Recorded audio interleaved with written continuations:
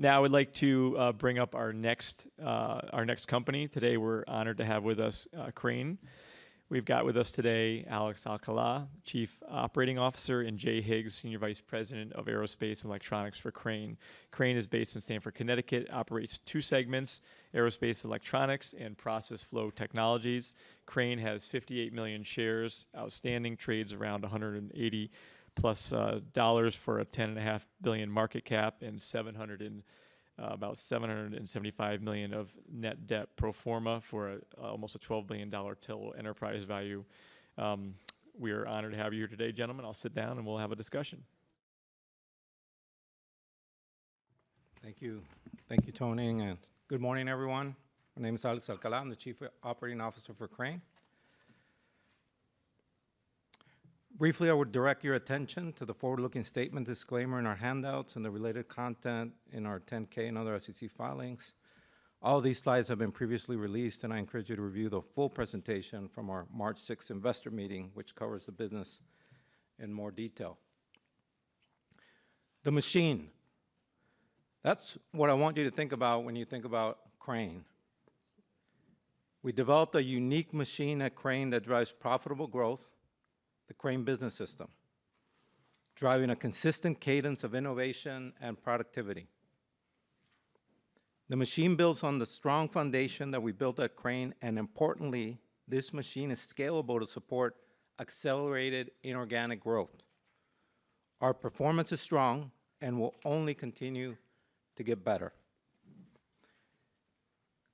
Crane has transformed over the last 25 years and today is a leading global provider of highly engineered products and solutions with differentiated technology, highly respected brands, and leadership positions in its markets.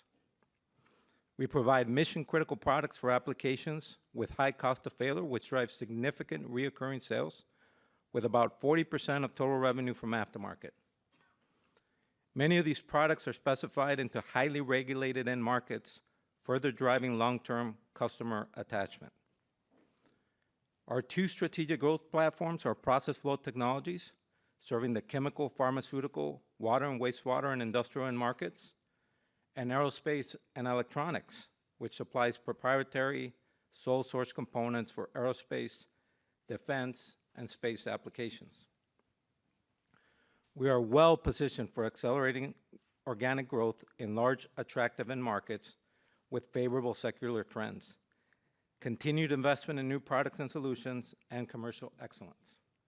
And we have substantial upside from capital deployment of our pristine balance sheet. Our basic investment thesis shown on this slide is fairly straightforward. We have a very global $2.1 billion business today, competing in attractive end markets with proprietary and differentiated technology. And we are positioned to drive solid mid-single-digit core sales growth that, with operating leverage, should generate double-digit EPS growth before potential upside from capital deployment of our strong balance sheet. And those metrics and goals are paired with an experienced management team that has substantial tenure at Crane and a long history of delivering consistently differentiated execution.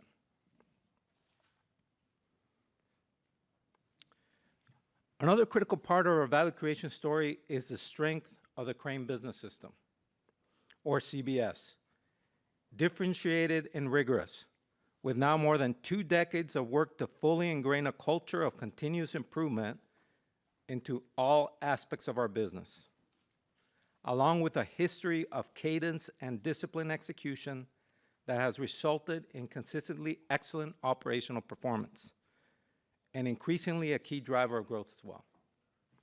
What is CBS? It is customer-focused, strategy-driven, a process to all things, extremely metric-driven. And how we drive it is through a strong process-driven culture, cadence, discipline, execution, and a relentless focus on continuous improvement. What makes us different is the intensity, focus, and accountability that we drive to get results. Importantly, our strategy is fueled by innovation and a focus on expanding in higher growth end market verticals, such as cryogenics, wastewater, and aerospace. Combined, this gives us confidence in a blended 4 to 6% core sales growth CAGR across the cycle. Higher at aerospace and electronics, where we have direct visibility to a 7 to 9% sales CAGR for at least the next decade, and a solid 3 to 5% long-term growth rate through the cycle at process flow technologies, where the business continues to structurally shift its exposure to higher growth markets. That growth, paired with our consistent execution, should deliver operating profit growth at about twice the rate of core sales growth. Our innovation and focused end market strategy is supported further by our commercial and operational excellence. That discipline is not new to Crane. Our two strategic growth platforms are on track to have doubled margins over the last 20 years. That improvement has moved at an accelerated pace, particularly over the last 5 years. Notably, the most recent margin growth has also been driven and accompanied by strong sales growth. And given our outlook and normal operating leverage, we see substantial runway for margins ahead of us. And as mentioned, we have a strong and flexible balance sheet, as well as a long and successful track record as a disciplined acquirer. We believe that we have about $3 to $4 billion of capital available for acquisitions and/or repurchases through 2028. This estimate is based on a long-term net debt to EBITDA range of 2 to 3 times, a level we are very comfortable operating within. Given the fragmentation in our end markets, along with our rigorous M&A process, we are confident in our ability to add substantial value through capital deployment. Related to M&A, in June, we announced the agreement to acquire precision sensors and instrumentation from Baker Hughes for $1.1 billion. PSI is a global leader in highly sophisticated sensor-based technologies for mission-critical applications in harsh and hazardous environments.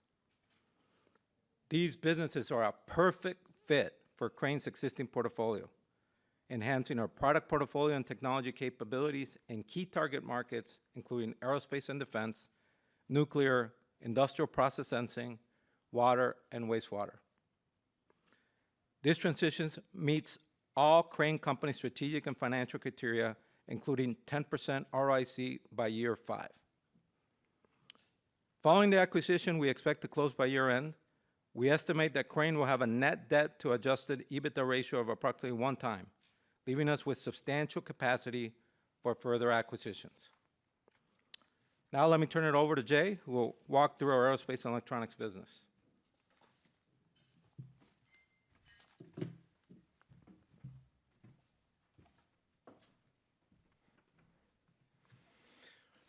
All right, thank you, Alex, very much. Good morning, everyone. My name is Jay Higgs. I'm the Senior Vice President here at Crane. I've been with Crane for 35 years. Most recently, I served as the President of the Aerospace and Electronics Group.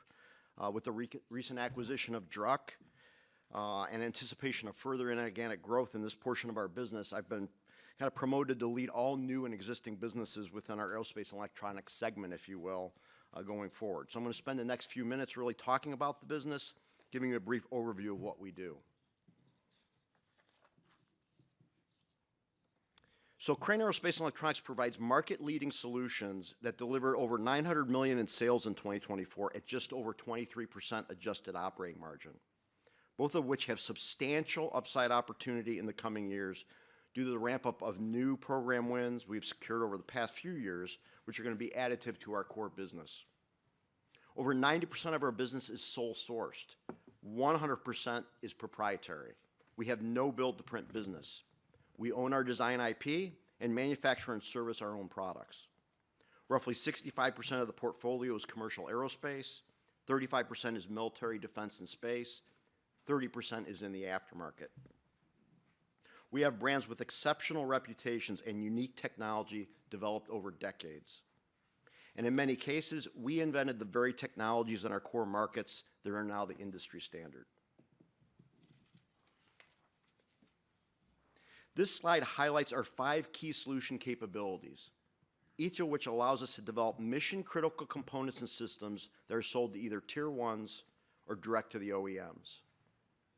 We are extremely capable in electrical power management, from very small, high-reliability, radiation-hardened power converters for space applications to very large power systems for ground and ship-based radars. The growth outlook for this business is very strong, given the continued trend toward electrification across both commercial and military applications, as well as the need for high power conversion and bidirectional power conversion, which is critical enabler for hybrid electric and fully electric military land vehicles and all future aircraft. Sensing and Control provides both wired and wireless sensing products and systems, which are being used in increasing quantities in the newest applications, with a focus on proximity, pressure, and fluid level. Fluid Management provides the most sophisticated and capable lubrication systems, fuel flow transmitters in the industry, as well as a growing liquid cooling business tightly integrated with our power conversion solution to manage the increasingly complex cooling needs of high-power electrical systems. In brake control, we invented anti-skid for aircraft, and there's never been a Boeing commercial aircraft without our anti-skid system on it, along with numerous other platforms from other OEMs. These are very complex systems that combine sophisticated sensing with computer-controlled hydraulic and electric actuation systems. And we provide signal processing, or microwave products, for complex communication and radar applications. Importantly, we design almost all of our technology to be modular and scalable to address the widest possible cross-section of customers within a single family of products and systems. This enables us to respond quickly and cost-effectively to customer needs, and that speed, in addition to our unmatched quality and reliability, enables us to win. As we've stated repeatedly over the past 3 years, we are highly confident in a 7 to 9% sales CAGR through the end of the decade, given our very strong position on virtually all commercial and military aircraft platforms, as well as new content which will ramp up over the next several years. We also have numerous defense programs now reaching full rate production. These include power systems for numerous AESA radar programs, each of which has a lifetime value to us in the 9 figures, an area where our power conversion capabilities have now become the standard, but where historically we didn't have a market presence. And as we get later into this part of the decade, we have a large portfolio of prototypes and demonstrator programs that we are working on with our customers that will drive incremental sales growth. A great long-term growth outlook in a business with strong operating leverage approaching 40%, providing significant margin upside in the years ahead. So to wrap it up, this is what I want to leave you with. And then building on the theme that Alex discussed early in the presentation, which is this machine that's delivering very unique and differentiated results in A&E. We have very unique technology and expanding product capabilities, and it's desired by a very wide cross-section of our customers. We continue our very strong organic sales growth, and we're accelerating that growth with inorganic growth as well. And then the year-over-year operating margin improvement that we've been able to achieve while delivering exceptional leverage. Thank you all for your attention today, and now I'll open it up for questions. Thank you. Down here, if you'd like, Jay, have a seat with us. Okay. Well, Alex and Jay, thank you for that great overview of Crane.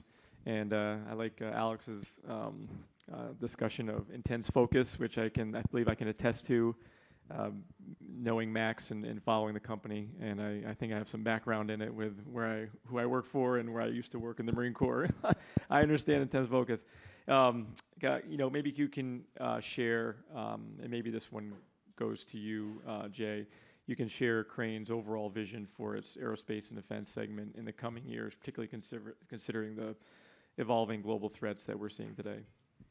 Yeah, what we really like about our business is just the diversification of it all. I mean, there's almost no military or aerospace platform that exists today or will exist in the future that doesn't have our product on it.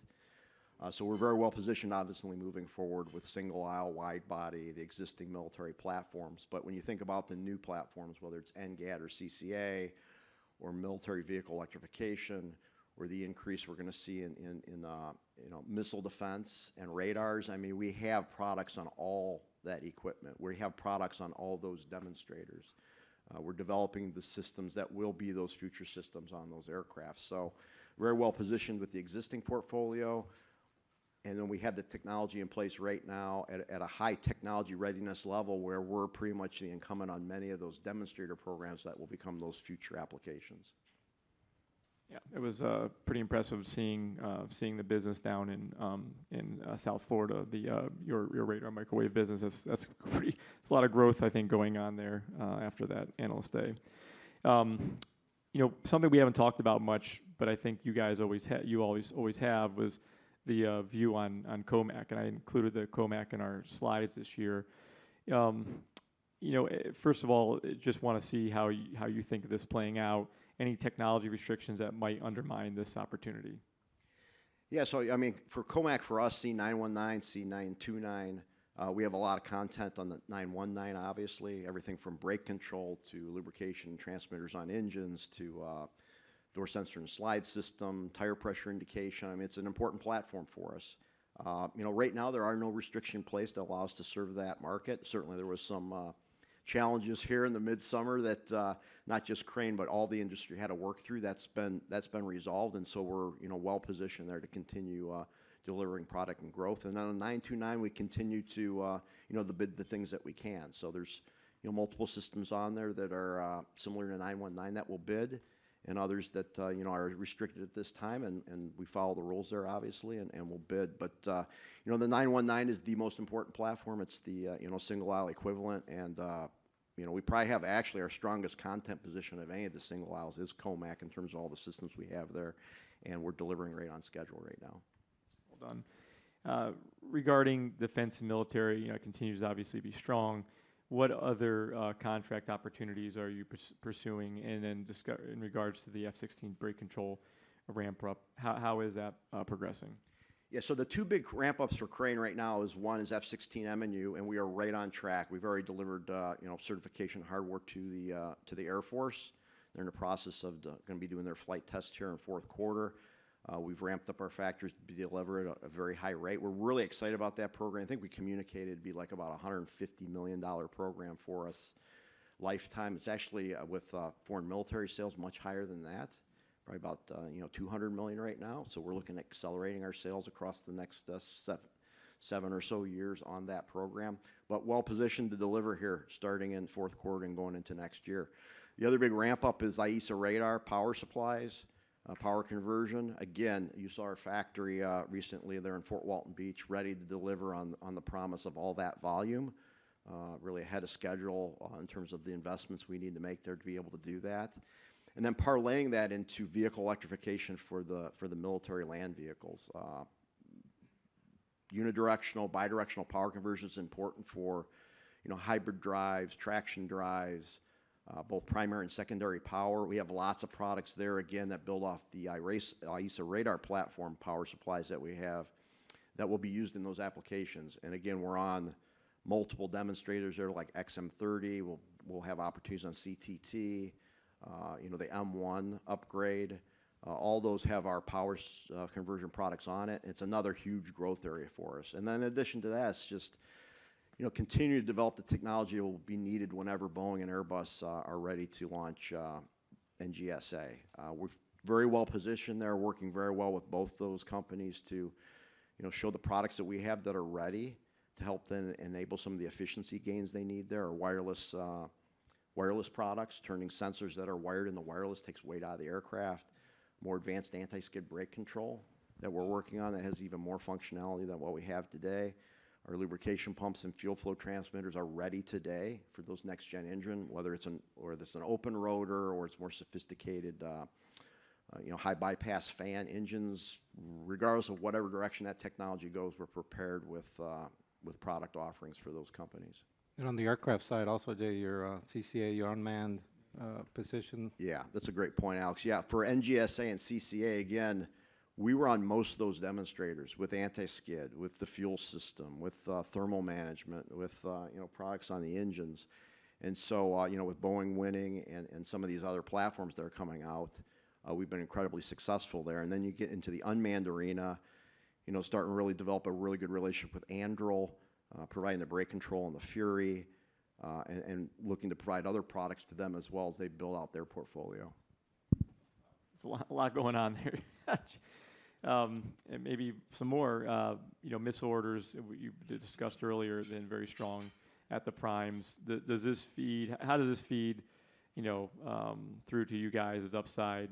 You talked about AESA radar, obviously that's going to be controlling those, the fire control radars for that. Yeah, missiles been great for us. I mean, we obviously do power conversion and microwave assemblies for, you know, navigation on missiles. We're getting a lot of inquiries on how fast we can ramp rate on some of those programs where we do both Patriot programs, we do all the SM programs. We're a lot of products on missiles. We won't be the long pole in the tent. I mean, we're ready to go. We've communicated that we can really ramp rates there with our prime and tier 1 customers, but you need every single product to actually ramp the rate of a missile or a defense program, right? So we won't be the long pole in the tent, but we're ready to do that, and we see upside growth there. Everybody's talking Golden Dome.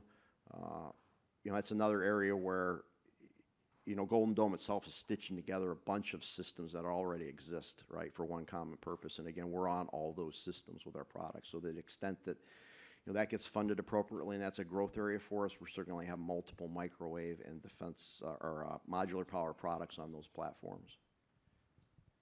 You know, maybe I'll open it up to the audience as time gets near.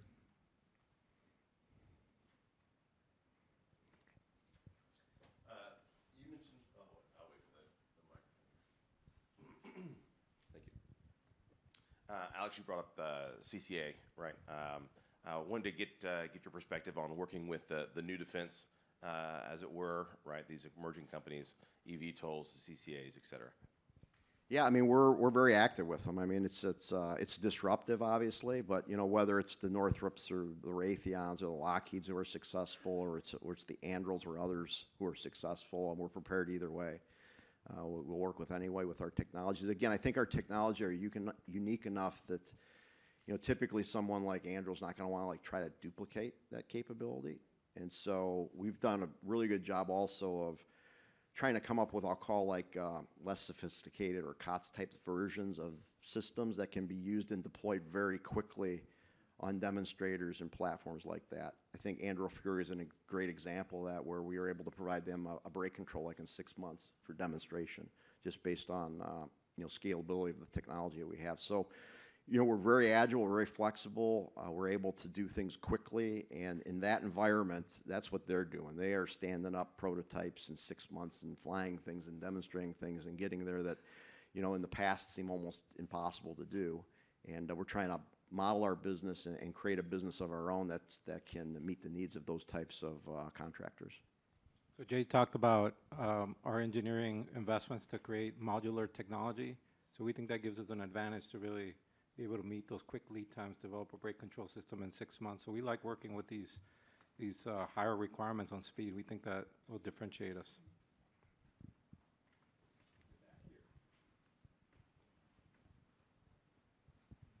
Thank you. Do you have any content on the Bell Valor MV-75 program?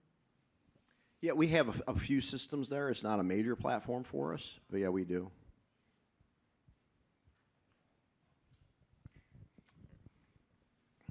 I know this is aerospace and defense, commercial aviation. PSI, what are the revenues you expect, assuming you close in January 1st? Is there a number that you've tossed out in terms of revenues, EBITDA, CapEx, and growth rates? Thank you. Yeah, there are numbers. I think we're going to provide more breakdown here in January after we close. But, you know, roughly speaking, Mario, in this 5-year window to get to 10% ROIC, we expect to double the margins in that business. And, you know, the profile and growth will be supportive of our overall 4 to 6% profile for Crane. The EBITDA on year 1 as a percent will be below the average, but it's got all the fundamentals to become one of our best and most profitable businesses. So it'll become accretive from a margin standpoint in that 5-year period. Maintenance CapEx, growth CapEx? It's consistent, with the profile for Crane. Anything specific. We don't have to move factories. We don't have to build factories. We don't have to do anything unique to drive the synergies there. So I will tell you, very, very confident on delivering that. Look forward to sharing more details on that in January. Well, this has been a great overview of Crane. You guys have done extremely well. I've been following you for a while, and it's just gotten better and better. We're at a great time, and thank you for all your hard work and coming to speak with us and sharing what's going on. Well done. Thanks, Jens. Great. Thank you very much. Thanks for your time. Thank you.